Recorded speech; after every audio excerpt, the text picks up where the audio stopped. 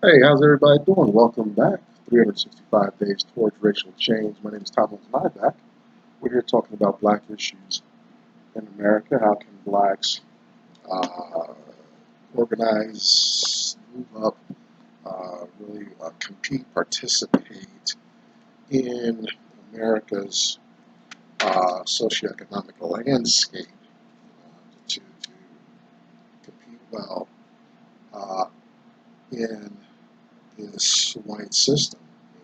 This forum is not about overthrow, violence, hate, or anything like that. We're just looking at historical, factual data and how it directly impacts and relates to our existence in the land of milk and honey, home of the brave, land of the free, all that good stuff. So that's some of the purpose what we're doing here. I'm concerned about black minds, black thinking. Do we think? Do we understand? We can truly um, grasp what this black skin means in America, how it impacts us, and how we get and move about in this landscape. Conversely, for white folks, the white mind, that for them, I can only speculate that for the white mind, it's a blind spot. That to what's it like to have privilege, power, access to favor in this nation and the world and the globe, and then have somebody reflect back to me and say, you, your experience is very much unlike mine. I am disadvantaged. You have aspects of access to this system that I can only dream about. Well, what's the white response to that? After living in such a way, in such a manner that gives them um, incredible uh, just ease of movement and stuff. Wow, man, the way white folks live is impressive to me, but they don't see it as that. I'm guessing they don't. Their experience is common to them. Therefore, it's like me. I'm a man. I remember one day this girl was assigned to help me in this work, in this work that mostly men do. So she was able, right? She had the brains, she had the brawn, she you know, she had all that, but there wasn't the muscle memory. There wasn't the blue collar language so consistent among men. Right? I'm seeing more females in there in the blue collar field, getting calluses and bulking up. Watch myself. Wouldn't it be interesting if sexual assault turned? That's a whole nother thing. So,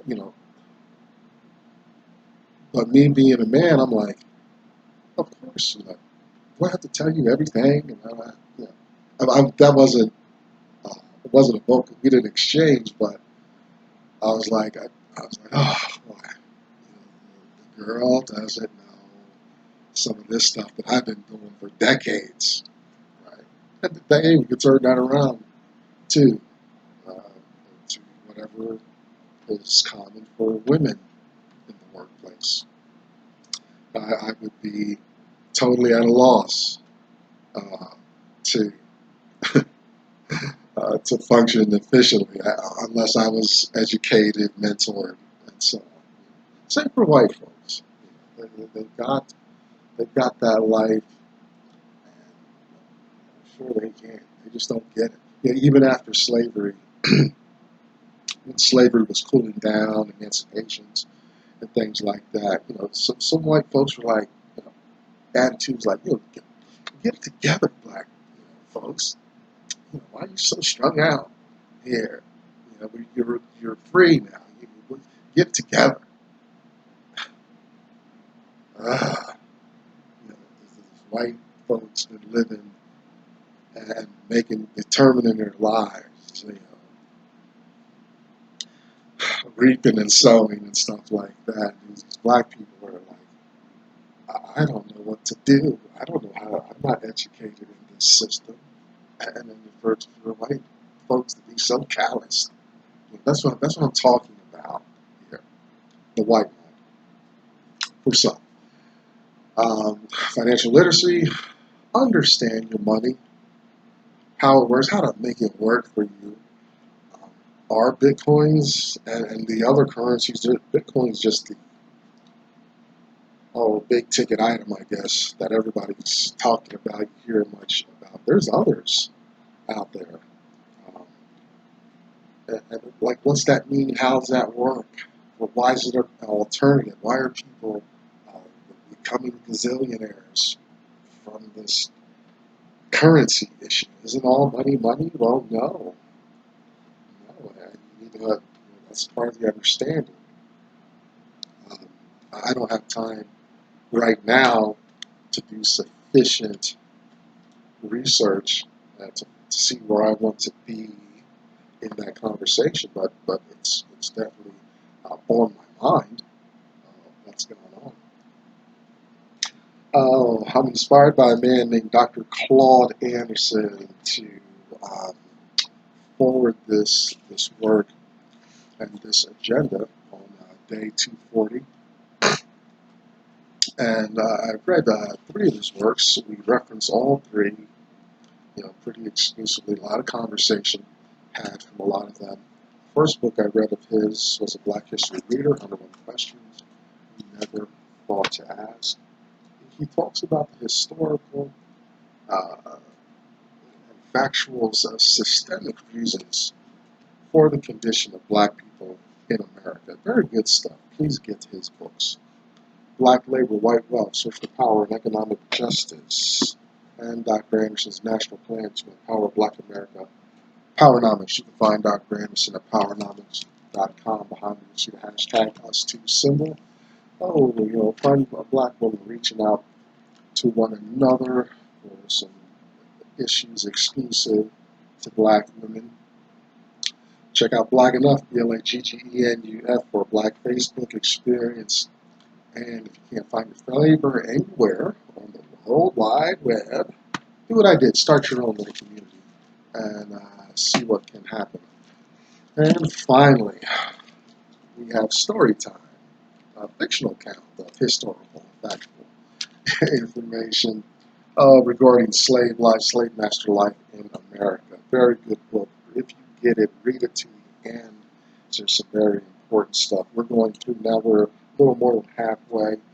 And as soon as I digest the notes that I compiled on my vacation, we're going to get back into story time and see how Tom is making out as we reflect on these issues from Dr. Anderson's work. All right, we're going to let Dr. Anderson's last point. This is page 132 of Black History Reader. He had 6 points. We'll just roughly talk about the past couple days. Play to win. Don't just play to play. Negotiate quid pro quo. Get something from these candidates and hold their feet to the fire to get aggregate group resources. Pool your resources together, especially the vote. Vote as a block. These are Dr. Anderson's, and I agree with them and stuff like that. Number 4, vote the economic interest of your group first. We want better housing, we want better wages, cleaner communities, stuff like that. Support only those who support black Americans, have that exclusive black message for black people alone. And today, finally reject intangibles and symbols. We'll talk about my illustration in a minute, something we've talked about a couple times, but this is a good culmination. summary of all the previous 5 points on voting is that we're not just going through the motions. Like when I was in high school, you hear about, well, in my high school, the story's probably different in some. Oh, you hear about voting for class presidents and stuff like that. You know, kids high school, who cares? Yeah, this person, I don't know. You have a choice of a red apple or a green apple. Okay, this apple. You know, we're not appreciating uh, how the potential for positive conditioning is voting. But nothing changed in school when, or I didn't see anything change in school after we did this vote. It was such a superfluous activity. And unfortunately, that thinking, that conditioning has migrated into my experience with what's real. Um, what should I be concerned about with voting? Well, in high school, I didn't give a damn. I didn't see any change personally for me. Hey, what do you know? I'm a grown up. I don't see anything. I don't give a damn. I don't see any change for me. Uh, apparently, voting is supposed to get something for us. You know, uh, from my perspective, you see the vote happening, but power structures are going to do what they want anyway. Your vote has to be in line with some already pending uh, political power issues for one to experience some change as a result of their vote. Right? I live in the desert, and my concern is for let's see, I live in the desert. Uh, my concern is for squirrels. I'm not probably going to get a whole lot of support. Right? Squirrels live in the woods and trees and things like that. There's more water around, not cacti and whatnot. It's in 2 different spaces. So I'm a minority. My vote's a minority. Therefore, I'm going to feel when I cast my vote for squirrels or whatever that this is some symbolic, intangible thing. You know, you just want to see that I voted. You don't care what the vote was, and it didn't make any change. But this is what Dr. Anderson is getting at. We need to reject intangibles and symbols. We came out of the 60s laden with intangibles and symbols. You know, we couldn't be overt, we couldn't experience overt racism anymore. You know, you can't just lynch a black person. Jim Crow, we're going to abate Jim Crow over time. And things like that. Incarceration needs to be addressed. Things like that. Well, you know, to a degree, more or less, those are symbols. You know, lip service. You know, because the changes weren't immediate. Some are still being debated, worked on, you know, over time. It's like, you know, we had riots, lynchings, cities sacked, and stuff like that. And when we come out with all this lip service about the intention of the greater power structure, no good. Dr. Anderson says, let's sweep that away and get to real stuff. You know, Dr. Martin Luther King's white marble statue, well, that's a symbol, right? America is aware of change, but has America lived up, performed within Dr. wholly within Dr. Martin Luther King Jr.'s vision for America and the future of black people? It's all so far still really symbolic, right?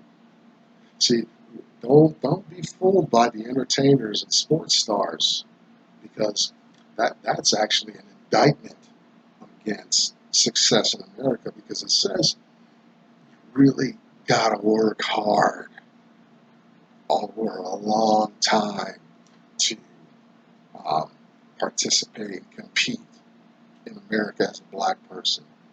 You know, white people don't have to work that hard. I'm not going to go into some big thing, uh, but you see more white people enjoying more successes at earlier ages, hitting certain marks, you know, as far as procreation, advancing in the corporate structures. You know, it's just younger white people taking advantage of stuff, and it's always been like that. You know, as the black folks come, you know, after we navigate challenging upbringings, neighborhoods, and things like that, we get a little bit of this, and we're like, I really want something different around here. Damn. I don't want these tangible symbols. I'm glad you said there's equal hiring and stuff like that. Well, hire me, damn it. Promote me, damn it. You're telling me it's possible and stuff like that. Good example of this is our various discussions at times on meritorious manumission. Quick review. Meritorious manumission was an act extended to black people so that a black person had an opportunity to gain their freedom. Meritorious manumission was to save a white life, put white life ahead of black life. Increase production, make white institutions money and stuff like that. I wonder about some of our innovations in the workplace. How many of them are the result of black input, yet the resources, royalties, rights, patents were secured by white folks, because black slave is intellectual property of the white person. And also, meritorious manumission this is the big one, was engaged when a slave informed on other slaves about rebellion, escape, revolt, runaway, and stuff like that. And the sort of meritorious manumission, that was a huge symbol. And I say a symbol, I mean, yeah, really, the slave did some of that stuff. I said they had the potential. Don't you hate that in email?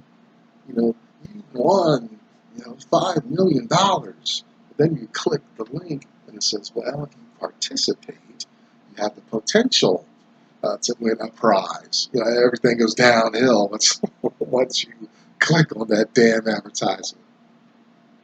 It was the same way meritorious manumission was a symbol. With this, you would think that black people were being freed left and right.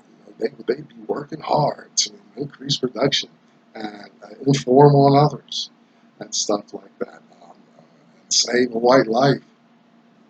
A white person wouldn't be able to step on a stone without some black man there to, with the hopes of meritorious manumission. The problem is, see, this freedom and all things secured from meritorious manumission the symbol, it wasn't a tangible thing. Gotta remember, a big part of meritorious manumission was to keep the slaves separated. It was a mental thing, uh, first and foremost. So you have these black people, with the hopes, and they understood the term and the potential and stuff, but it wasn't a promise of this experience of freedom, a tangible thing, a condition in the world. It was smoke, air, mirrors, to use to manipulate black folks. Well, Dr. Anderson's like, these intangibles, these symbols, are used to um, manipulate. They're not expressly the real opportunities in themselves for um, bettering the lives of black folks. If you think about it, the bus boycott. You know, the, I mean, the bus. I mean, for all intents and purposes, the bus. You get on the bus and go there. The issue of sitting in the back and giving your seat to a white person and stuff. Those are power and control issues and structures. But that 2 years or so boycott was that was a good symbol. That tangible things were happening. And eventually boycott ended. People sat where they wanted on the bus. But the bus ride itself was just a symbol of, uh, of greater structures and desires of black people. Right? It's just I don't know, strap to the hood as long as we get from point A to point B. Uh, but now we want to what we need overarching better communities, better schools, access. One fountain was going to help us out. Very good. So that it's a challenge to keep that busing boycott issue from being just a symbol. We want to get some tangible things from this political activity. We don't want you to sign papers that say you have to. There's equal opportunity employment and stuff like that. Those things, left in the hands of the people in power. They can make a decision. They can give me a bull crap explanation of why I'm not advancing in their power system and power structure. Because the symbol of inclusion, affirmative action, and things like that is there, but it doesn't. It's benign, harmless, helpless. It's not doing anything for me. You understand? It's just a symbol. It's an intangible. Dr. Anderson wants us to get stuff from this political activity, because political success means power. I remember one of the Predator movies. The Jamaican has some drug lord strung up and stuff. Pretty brutal scene, but it's a good illustration. He's like, and then the guy, the victim, he's about to be abused in some way. He's like, I'll give you any amount of money you want and all that. And the Jamaican is like, we don't want money, we want power. Right? Money is a derivative after thing of power. When you got power, when you're moving stuff, you get results. some of that peripheral stuff can't wait to attach itself to the exercise of power, right? Those real tangible things, you know, that carries the charisma or sexual um, prowess of a person's power. They pick and choose partners, things like that. Um, if I owned a huge company, that's power, and financial and human resources naturally attach themselves to that. That's power. You're attracting all that peripheral stuff. Very tangible things are being had. So he says, look, steer away from symbolic support and all that, because meritorious manumission is just that little carrot, to get slaves. I bet you they had rumors. Oh, so Johnny so and so up north, got his freedom. I bet they used all kinds of propaganda and stuff to motivate the slaves to pay attention to those 3 points, meritorious manumission with the reward of freedom. So some tangible things. Well, wealth resources. The politician would deliver some avenues for black people to move the expectation of favor and preference in the world as some of the other groups in America move. Right? I take the train. The train is coming from the airport. So, weekly, like clockwork, you're going to see, um, Thursdays, Fridays, big,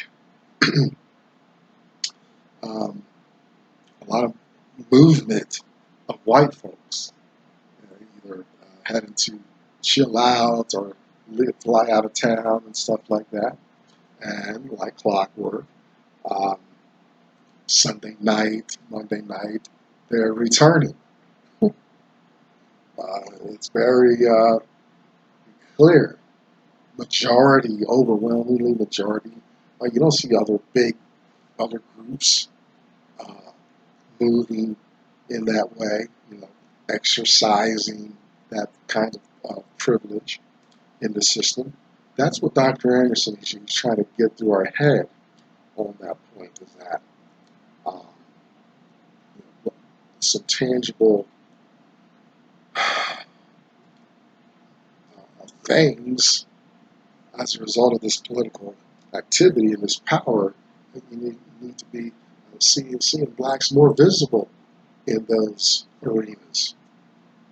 There are the ski clubs, black ski clubs and adventures are great, but our white counterparts go every week as a matter of course. I used to live down by the ocean. It's the same darn thing. It's not. I wasn't situated in heavy concerns for public transportation, but there were, traffic jams and stuff. You know, mostly white folks going in at the head of the weekend, coming out Sunday or Monday. Same things. But see, that's a tangible expression of benefit. And this is in some way tied to to their politics, to the way they're exercising political power.